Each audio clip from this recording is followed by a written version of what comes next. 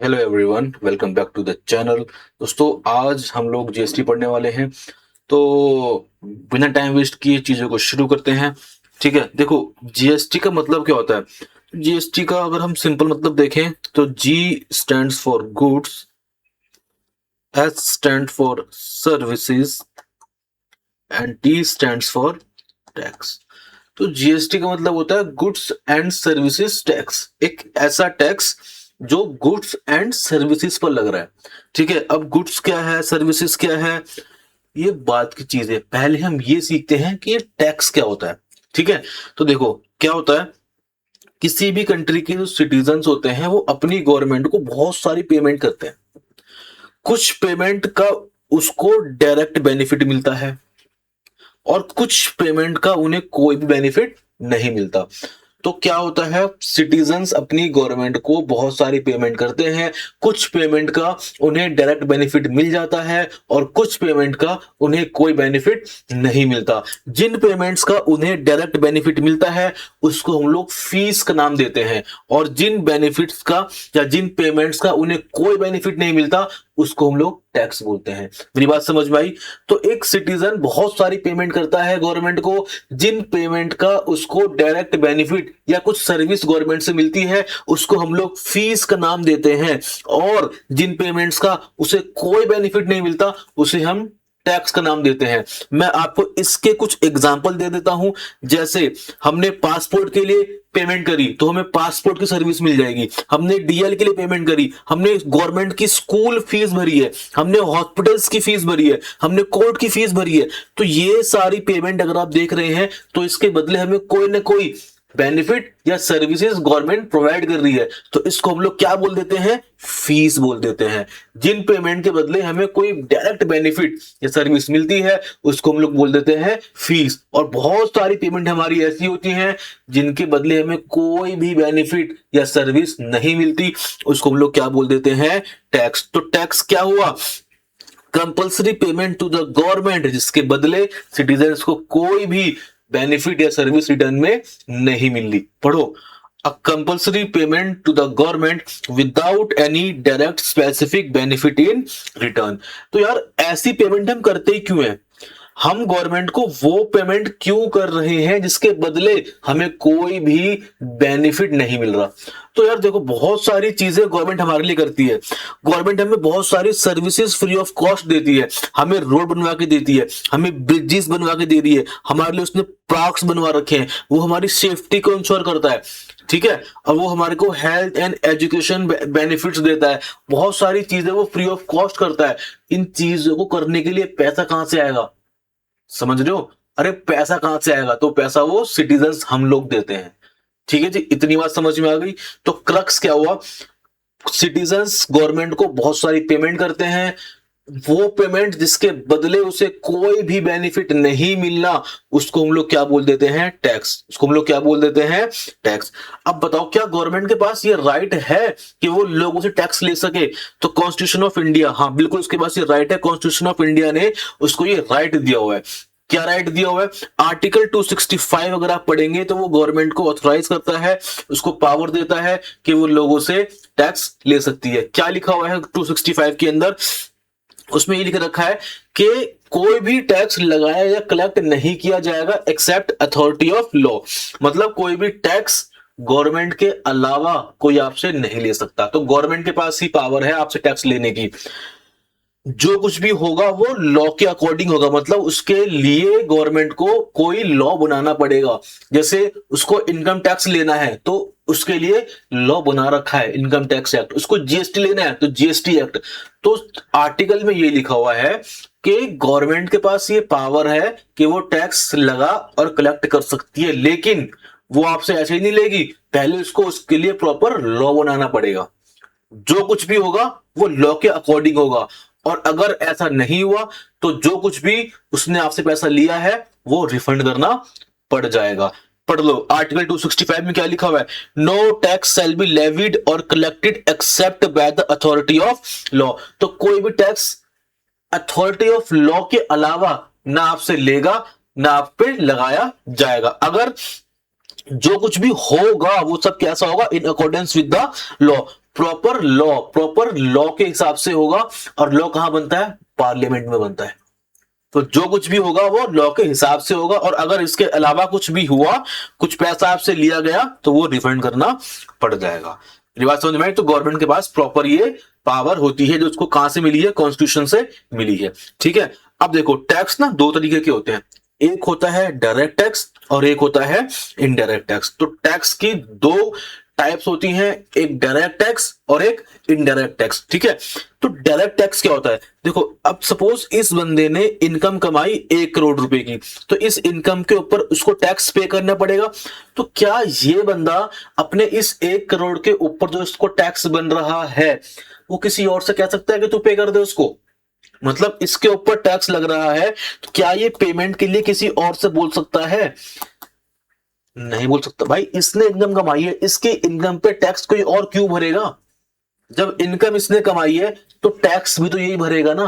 तो direct tax क्या होता है? जिसके ऊपर टैक्स लगता है, पेमेंट भी अगर वही कर रहा है, डायरेक्ट टैक्स। मतलब बेसिकली जिसमें हम बर्डन को ट्रांसफर नहीं कर सकते। दूसरी चीज, यहां पे कोई इंटरमीडियरी नहीं है, ये बंदा सीधा ही गवर्नमेंट को टैक्स पे करेगा, डायरेक्ट पे करेगा।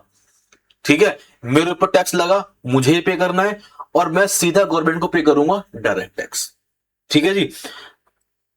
अब दूसरा आता है मेरा इनडायरेक्ट टैक्स। इसके ऊपर टैक्स लगा, लेकिन इसने पेमेंट किसी और से कराई, इसने अपना बर्डन जो है शिफ्ट कर दिया, उसको हम लोग बोल देते हैं इनडायरेक्ट टैक्स। तो जिस टैक्स के अंदर हम बर्डन टू पे शिफ्ट कर सकते हैं, उसको बोला जाता है इनडायरेक्ट टैक्स। और डिफरेंस देख लेते हैं। डायरेक्ट टैक्स क्या होता है? Paid directly to the government by person on whom tax is imposed. जिस पे टैक्स लगा है, पेमेंट भी वही कर रहा है और डायरेक्टली वही गवर्नमेंट को पे कर रहा है। Tax is paid indirectly to the government. तो इनडायरेक्ट टैक्स के अंदर गवर्नमेंट को टैक्स इनडायरेक्टली पे किया जाता है। मुझे टैक्स पे करना था, मैंने घुमा फिरा के उससे लिया, उससे उधर उधर से मैंने इनडायरेक्टली गवर्नमेंट को पे करा है। ठीक है जी। डायरेक्ट टैक्स के अंदर हम बर्डन ट्रांसफर या शिफ्ट नहीं कर सकते, इनडायरेक्ट टैक्स के अंदर हम इसको ट्रांसफर शिफ्ट कर सकते हैं। ठीक है। इनकम, ये जो हमारा डायरेक्ट टैक्स होता है, ये होता है प्रोग्रेसिव इन नेचर। मतलब जैसे जैसे आपकी इनकम बढ़ेगी, टैक्स भी बढ़ता रहेगा। अमीरों से ज्यादा टैक्स, गरीबों से कम टैक्स। जो हमारा इनडायरेक्ट टैक्स होता है, ये होता है रिग्रेसिव। मतलब सभी के लिए क्या होता है? सेम। जो रेट, जो एक, मैंने सपोज करो मैंने ये कैलकुलेटर परचेज किया, तो इस कैलकुलेटर को परचेज करने पे जो टैक्स मैं दूंगा, मुकेश अंबानी भी वही देगा, गौतम अडानी भी वही देगा। तो जिसके अंदर सभी के लिए सेम रेट होता है, वो होता है हमारा इनडायरेक्ट टैक्स। बात समझ में आ गई? इसका एग्जांपल इनकम टैक्स, इसका एग्जांपल जीएसटी। तो हम लोगों ने सीखा टैक्स क्या होता है। तो टैक्स का मतलब होता है गवर्नमेंट को की गई कंपलसरी पेमेंट, जिसके बदले हमें कोई भी रिटर्न नहीं मिलनी। टैक्स होते हैं दो प्रकार के, direct tax, indirect tax. Direct tax वो होता है जो गवर्नमेंट को डायरेक्टली पे किया जाता है, जिसके ऊपर टैक्स लग रहा है, अगर पेमेंट भी वही कर रहा है, बर्डन उसका ट्रांसफर नहीं हो रहा, डायरेक्ट टैक्स। ठीक है जी। जिसके अंदर टैक्स को इनडायरेक्टली पे किया जाता है, जिसके ऊपर टैक्स लग रहा है और पेमेंट कोई और कर रहा है, मतलब कि हमने बर्डन जो है वो शिफ्ट कर दिया है, तो वो होता है हमारा इनडायरेक्ट टैक्स। ठीक है जी। आगे बढ़े। अब देखो, मैंने आपको बताया था, तो जीएसटी क्या होता है? Goods and service tax. एक ऐसा टैक्स जो किस पे लगेगा? गुड्स एंड सर्विसेज पे लगेगा। किस पे लगने वाला है जी? गुड्स एंड सर्विसेज पे लगेगा। उसको क्या बोलेंगे? जीएसटी। तो जीएसटी का मतलब क्या है? एक ऐसा टैक्स जो गुड्स एंड सर्विसेज पर लगेगा। अब गुड्स क्या होते हैं? तो वो चीज जिसको हम देख सकते हैं, टच कर सकते हैं, बेसिकली जो मूवेबल होती है। ये देखिए, ये सभी क्या है हमारे? गुड्स। अरे which can be touch, which can be feel, जिसका कोई फिजिकल एक्सिस्टेंस होता है, उसको गुड्स बोलते हैं। कैलकुलेटर गुड्स है, ये चश्मा गुड्स है, ये मेरी पेंसिल देख रहे हो, ये जिसको भी हम टच कर सकते हैं, देख सकते हैं, फील कर सकते हैं, उसको गुड्स बोलते हैं। और सर्विसेज क्या है? बेसिकली जो गुड्स नहीं है वो सर्विस है, जिसको हम देख नहीं सकते, जिसको हम टच नहीं कर सकते, वो सर्विस है। तो जब कोई पर्सन अपनी स्किल, नॉलेज या मेहनत किसी दूसरे को देता है, मैं टीचिंग की सर्विस आपको दे रहा हूं, मैं पढ़ा रहा हूं आपको, तो ये जो मेरी स्किल है इसकी सर्विस दे रहा हूं ना आपको मैं, ठीक है। सर्विस बेसिकली एक क्या होता है, फैसिलिटी होती है। बात समझ में आई। तो गुड्स का मतलब क्या होता है, गुड्स का मतलब होता है वो चीजें which can be seen, touch, move, basically physical items, जिसको हम देख सकते हैं, टच कर सकते हैं, फील कर सकते हैं, वो होते हैं गुड्स। और जो गुड्स नहीं है वो क्या है, सर्विसेज है। जब कोई पर्सन अपनी स्किल, नॉलेज या मेहनत किसी दूसरे को देता है, बेसिकली एक फैसिलिटी होती है, उसको हम लोग बोल देते हैं क्या, सर्विस। जैसे कि मैं ट्यूशन पढ़ाता हूं, कैब वाले ने आपको कैब की सर्विसेज दी हैं, ये सब सर्विसेज हैं। देखो, बिजली वाला आपके घर आया, ठीक किया, सर्विस है, ठीक है जी। ये वॉशिंग मशीन रिपेयर वाला हो गया, पेंटर हो गया, एसी रिपेयर वाला हो गया, कारपेंटर वाला हो गया, ये सब सर्विसेज होती हैं। तो इन सब के ऊपर लगने वाले टैक्स को हम लोग क्या बोलते हैं, GST, goods and service tax. बात समझ में आई। जीएसटी क्या हुआ, एक ऐसा टैक्स जो किस पे लगता है, गुड्स एंड सर्विसेज पे लगता है, ठीक है। अब सवाल ये आता है, गुड्स एंड सर्विसेज की सेल पे लगता है, परचेज पे लगता है, किस पे लगेगा। मैंने आपको बोला कि जीएसटी एक ऐसा टैक्स है जो गुड्स एंड सर्विसेज पे लगता है। अरे भाई, सेल पे लग रहा है, परचेज पे लग रहा है, किस पे लगेगा।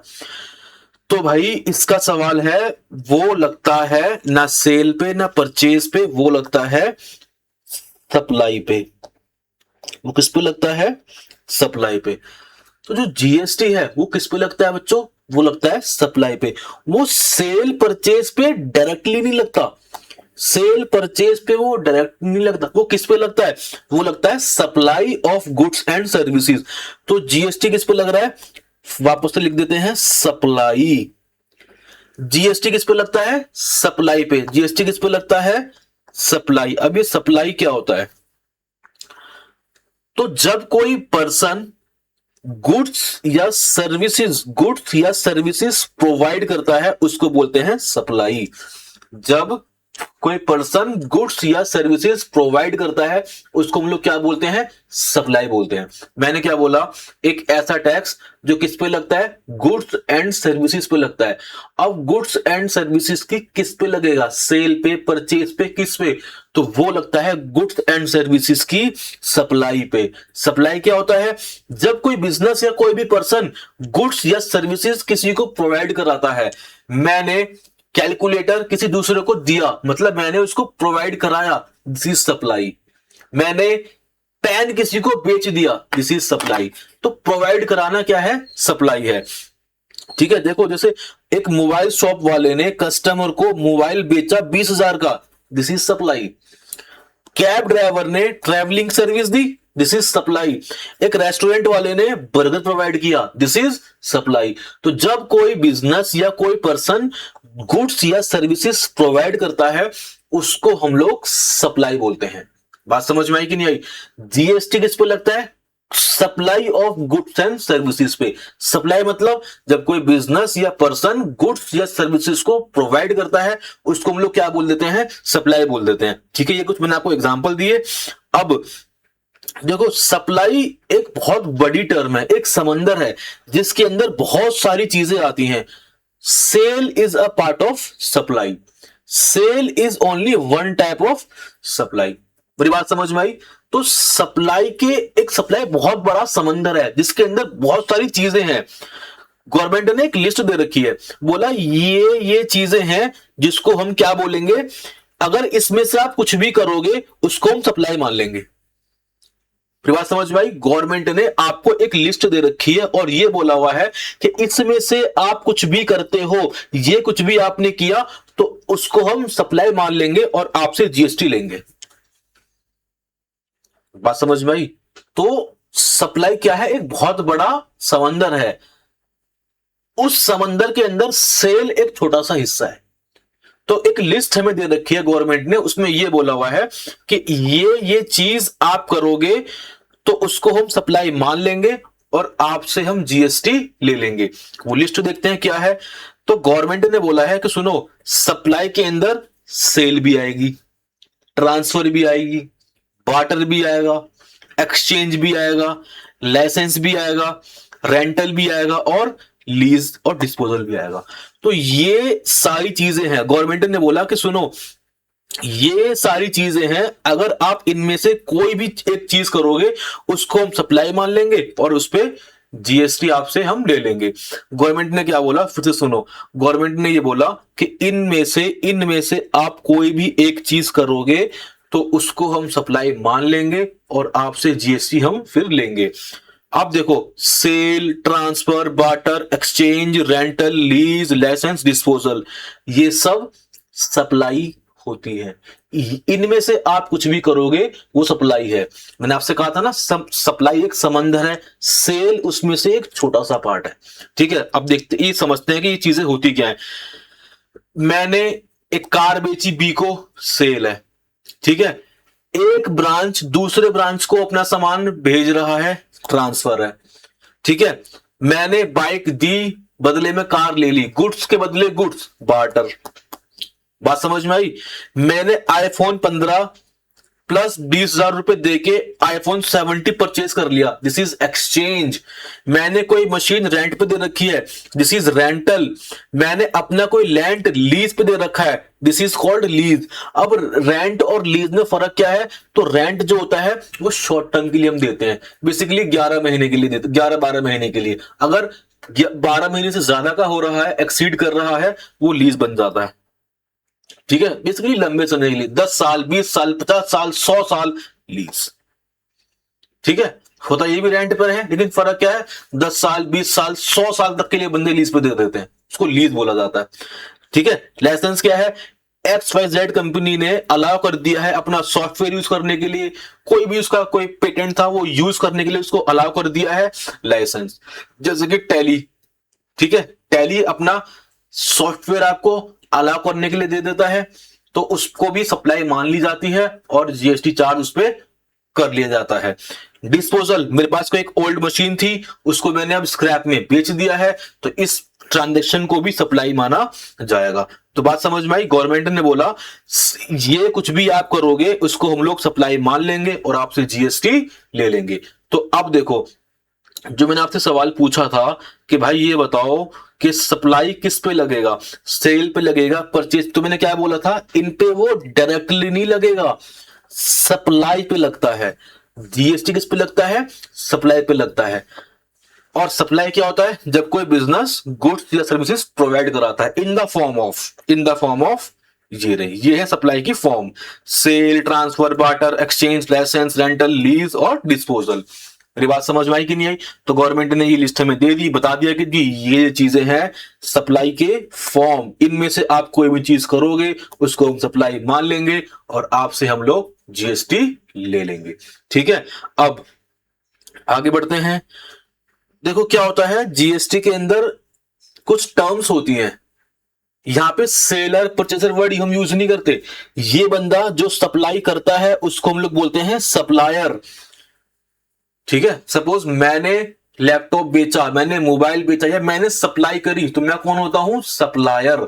और जो बंदा जिसको गुड्स एंड सर्विसेज मिलते हैं उसको हम लोग क्या बोल देते हैं, रेसिपिएंट।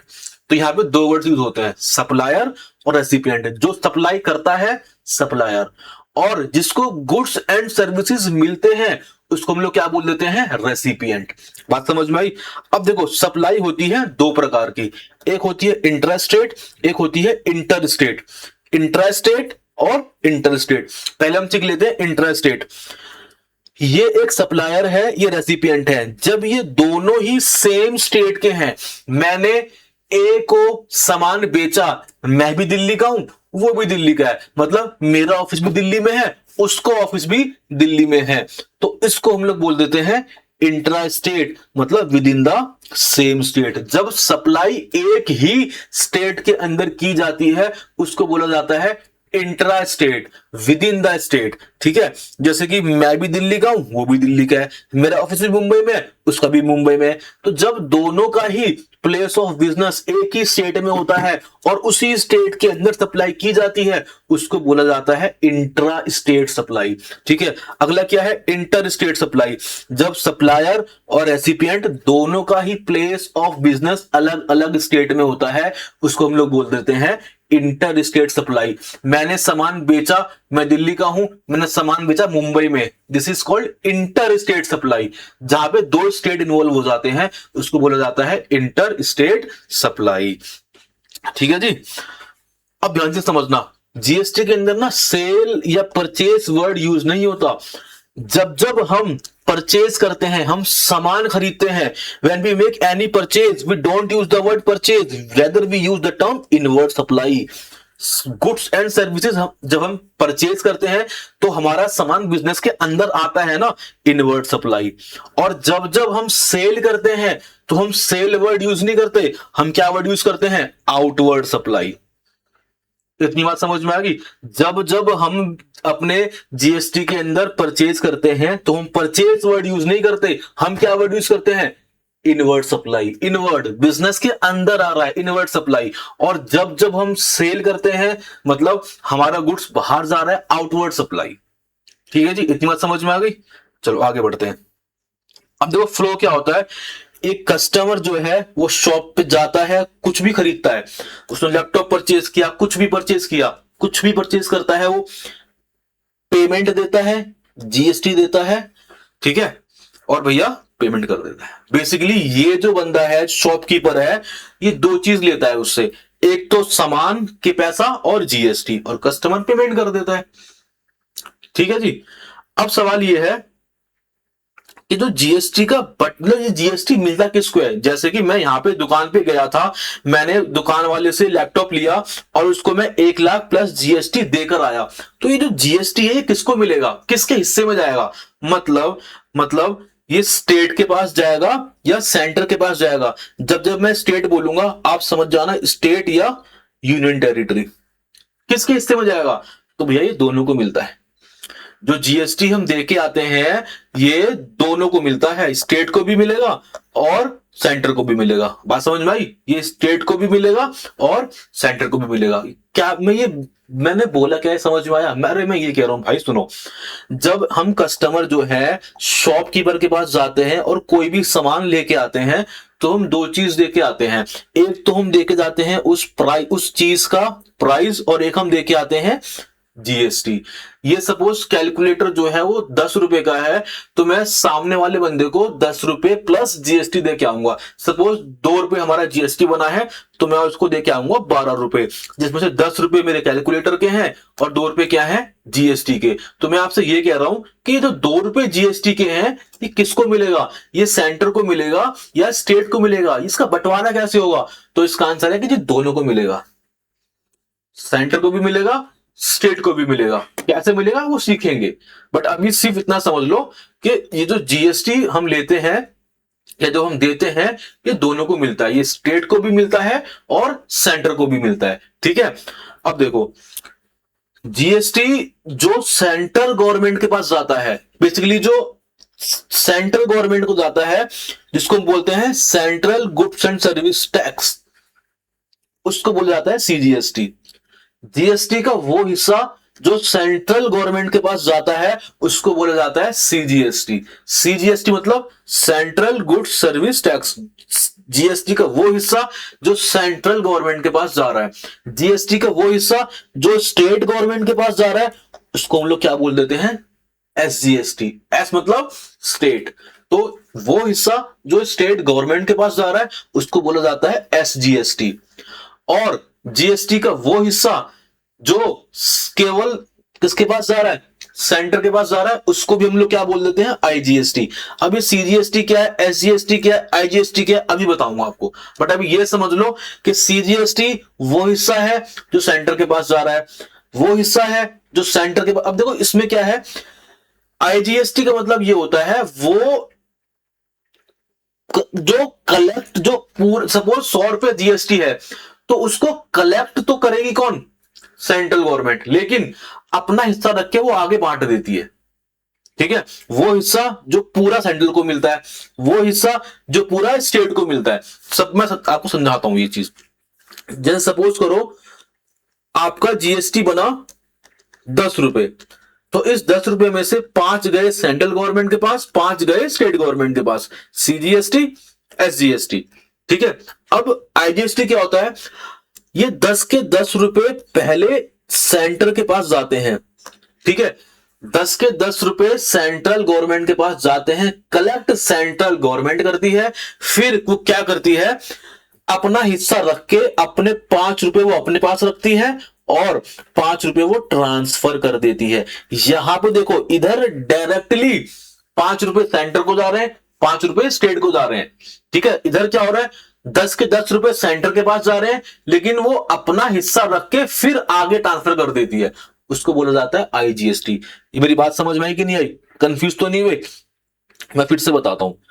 देखो, जीएसटी का वो हिस्सा जो सीधा सेंटर को जाता है, सेंट्रल गवर्नमेंट को जाता है, उसको हम लोग बोलते हैं सीजीएसटी। जीएसटी का वो हिस्सा जो सीधा स्टेट गवर्नमेंट को जाता है, उसको हम लोग बोलते हैं एसजीएसटी। जीएसटी का वो हिस्सा जो पहले पूरा सेंट्रल गवर्नमेंट लेती है, फिर अपना हिस्सा रख के वापस बांट देती है स्टेट गवर्नमेंट को, उसको बोल देते हैं आईजीएसटी। अब ये चीज है क्या, कब सीजीएसटी, कब एसजीएसटी, कब आईजीएसटी लगता है? तो देखो, जब जब इंट्रा स्टेट सप्लाई होती है, जब जब इंट्रा स्टेट सप्लाई होती है, इंट्रा स्टेट मानने की विद इन स्टेट, जब सेम स्टेट के अंदर मैंने दिल्ली में और दिल्ली में ही मैं सामान खरीद बेच रहा हूं, जब लगता है मेरा सीजीएसटी और एसजीएसटी। जब दो डिफरेंट स्टेट्स का इन्वॉल्वमेंट हो जाता है, जब लगता है आईजीएसटी। मेरी बात समझ में आई? एक एग्जांपल समझाऊं आपको मैं? चलो मैं आपको ना एग्जांपल देके बताता हूं, एग्जाम्पल से समझते हैं। मैंने एक सामान बेचा बी को, मैं भी दिल्ली का, बी भी दिल्ली की। ठीक है, दोनों दिल्ली के हैं। सपोज सामान था 100 रुपए का, इस पे मैंने 18% जीएसटी लिया, तो ये जो 18 रुपए का जीएसटी है, ये इसमें से 9 रुपए जाएंगे सीधा किसको, सेंट्रल को, और जो 9 रुपए हैं वो किसको जाएंगे, सीधे स्टेट को। ठीक है, ये है हमारा जब इंट्रा स्टेट सप्लाई होती है, तो जब दो टैक्स लगते हैं, सीजीएसटी, एसजीएसटी, 9 रुपए किसको जाएंगे मेरे, सेंट्रल को, 9 स्टेट को। अब मैं हूं दिल्ली का, मैंने सामान बेचा यूपी को। ठीक है, तो अब ये जो 18 रुपए हैं, ये पूरे के पूरे जाएंगे सेंट्रल के पास। ठीक है, सेंटर क्या करेगी, इसमें से 9 रुपए अपने रखेगी और बाकी के जो 9 रुपए हैं वो स्टेट गवर्नमेंट को ट्रांसफर कर दिए जाते हैं। कौन सी को मिलेंगे, इसको मिलेंगे या इसको? तो बेटा जीएसटी होता है डेस्टिनेशन बेस्ड टैक्स, जहां पे हमारे गुड्स एंड सर्विसेज कंज्यूम करे जाएंगे। डेस्टिनेशन स्टेट तो वो मिल जाएगा यूपी को। ठीक है, 18 रुपए पूरे सेंट्रल के पास जाएंगे, 9 रुपए वो अपने रख के बाकी 9 रुपए आगे ट्रांसफर कर देगी, और वो किसको करेगी, तो वो करती है डेस्टिनेशन स्टेट को, जहां पे गुड्स एंड सर्विसेज को कंज्यूम करा जाएगा। बेसिकली वो यूपी वाले स्टेट को मिल जाएंगे। बात समझ में आई? तो जब जब इंट्रा स्टेट सप्लाई होती है, with in the same state supply होती है, तो वहां पे हम सीजीएसटी और एसजीएसटी लगाते हैं। और जब जब इंटर स्टेट सप्लाई होती है, मतलब जब दो स्टेट का इन्वॉल्वमेंट हो जाता है, तो वहां पे आईजीएसटी लग जाता है। बात समझ में आई? आई होप समझ में आया होगा, आप कंफ्यूज नहीं हुए होंगे। ठीक है, अब देखो, जब हम परचेज करते हैं ना, कुछ भी हम परचेज करते हैं, तो हम दो चीज देके आते हैं। एक तो हम देके आते हैं उसका प्राइस, और एक हम देके आते हैं उसका जीएसटी। सेम तरीके से जब हम कुछ भी सेल करते हैं, तो हमें दो चीज मिलती है, हमें गुड्स का प्राइस मिलता है और हमें जीएसटी मिलती है। बात समझ में आ गई? जब भी हम परचेज करते हैं, हमें दो चीज हम पे करके आते हैं सामने वाले को। एक तो हम उसका प्राइस देके आते हैं और हम जीएसटी देके आते हैं। और जब हम सेल करते हैं, तो हमें दो चीज मिलती हैं, हमें गुड्स का प्राइस मिलता है और हमें जीएसटी मिलती है। ठीक है, अब देखो इनपुट का क्या मतलब होता है, अगला कॉन्सेप्ट क्या आ रहा है हमारा, इनपुट एंड आउटपुट। इनपुट का क्या मतलब होता है, बिजनेस चलाने के लिए जो गुड्स खरीदे जाते हैं उन्हें जीएसटी में इनपुट्स कहते हैं। क्या बोला है मैंने, फिर से बोलो। अरे बिजनेस को चलाने के लिए जो गुड्स हम खरीदते हैं उन्हें इनपुट बोलते हैं। गुड्स दो प्रकार के होते हैं, कैपिटल गुड्स और other than capital goods. Capital goods क्या हो गए, मशीन वगैरह, मशीन, बिल्डिंग, ये सब कैपिटल गुड्स हैं। इसके अलावा जितने भी गुड्स हैं वो सब क्या होते हैं हमारे इनपुट। जैसे कि रॉ मटेरियल, वो क्या है, इनपुट। तो भैया बिजनेस को चलाने के लिए हम जो कुछ भी परचेज करते हैं अदर देन कैपिटल गुड्स, उसको हम लोग बोल देते हैं इनपुट। मेरी बात समझ में आ गई। आउटपुट का मतलब क्या होता है, बिजनेस जो कुछ भी बेचता है या प्रोवाइड करता है उसे आउटपुट कहते हैं। जैसे कि फिनिश गुड्स, मैंने प्लास्टिक परचेज करी, इनपुट है। मैंने उस प्लास्टिक से बनाया कैलकुलेटर, दिस इज आउटपुट। बात समझ में आ गई, इनपुट आउटपुट समझ में आ गया। ठीक है, आगे बढ़े। तो जब हम परचेज करते हैं तो उसको इनपुट बोलते हैं, तो उस पे जो हम जीएसटी पे करते हैं उसको बोलते हैं input tax. Input CGST, input SGST, input UTGST, input IGST. मेरी बात समझ में आ रही है। ये जो आप वर्ड लिखा दिखते हैं इनपुट सीजीएसटी, मतलब हमने कुछ परचेज करा होगा और उस पे हमने सीजीएसटी पे किया है। हमने कुछ परचेज किया होगा जिसपे हमने एसजीएसटी पे किया है। कुछ परचेज किया होगा जिसपे हमने यूटीजीएसटी पे किया हुआ है।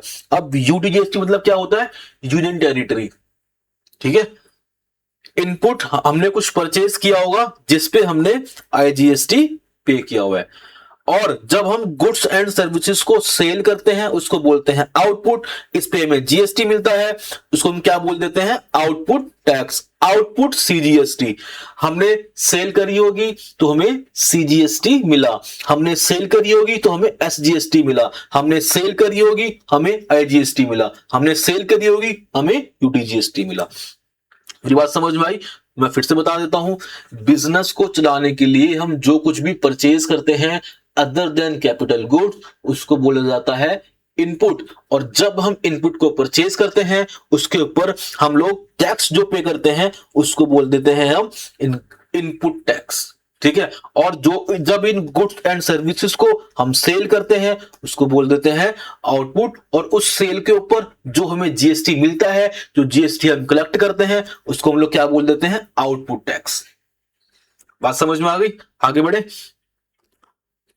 अब देखो क्या होता है, मिस्टर ए ने एक लैपटॉप परचेज किया 90,000 प्लस जीएसटी। तो ये मैंने परचेज किया 90,000 का। तो ये जो लैपटॉप है, this laptop is called input. और इस इनपुट पे जो मैं जीएसटी पे करूंगा 90,000 का 18%, ये जो मैंने 16,200 रुपए का जीएसटी में पे करके आया हूं इसको हम लोग क्या बोल देते हैं, इनपुट टैक्स। अब क्या हुआ, ये मिस्टर ए ने आगे सेल कर दिया 1 लाख प्लस जीएसटी में। तो देखो ये जो 1 लाख का मैंने सेल किया इसको क्या बोलूंगा मैं, आउटपुट। और इस पे जो मैंने जीएसटी कलेक्ट किया 1 लाख का 18%, 18,000 का जो मैंने जीएसटी परचेज किया है इसको हम लोग बोल देते हैं आउटपुट टैक्स। बात समझ में आई, सेल, परचेज, इनपुट, आउटपुट सब समझ में आ गया आपको, आगे बढ़े। अब देखो क्या होता है, जैसे ही मैंने